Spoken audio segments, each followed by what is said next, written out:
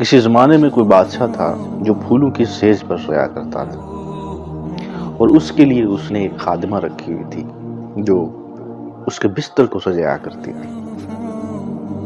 ایک مرتبہ وہ جو خادمہ تھی وہ اس کے بستر پر پھول سجا رہی تھی۔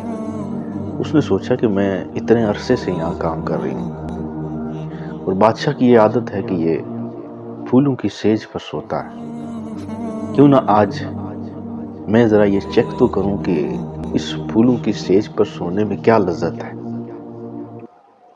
وہ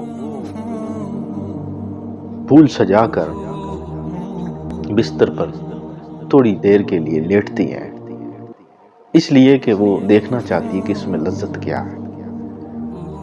وہ بستر پر لیٹی، دن سارے کی تھکی ہوئی تھی، لیٹتے ساتھ ہی اس کی آنکھ لگ جاتی ہے۔ اتنے میں بادشاہ پہنچ جاتا ہے کمرے میں۔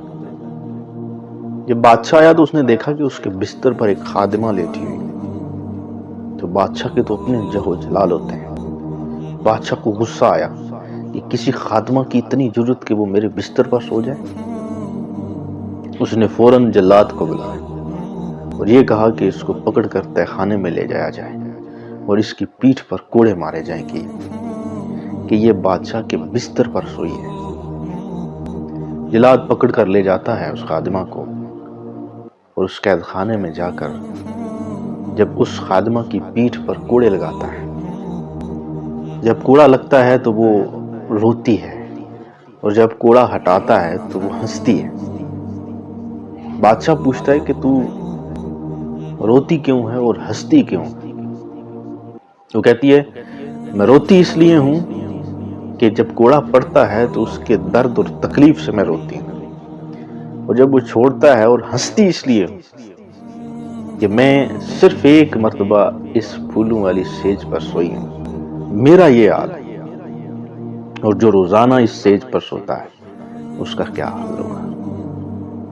حضرت ذی وقار، یہ ہمارے لیے لمحہ فکریہ ہے کہ اللہ تعالیٰ نے جتنی نعمتیں ہمیں عطا فرمائی، جو کچھ سہولیات اللہ نے ہمیں دی، رہنے کے لیے مکان دیا ہے، چلنے پھرنے کے لیے سواری دی ہے، کھانے پینے کے لیے انواع و اقسام کی اپنی نعمتیں دی، اللہ تعالیٰ ایک دن ان نعمتوں کا ضرور حساب لے گا۔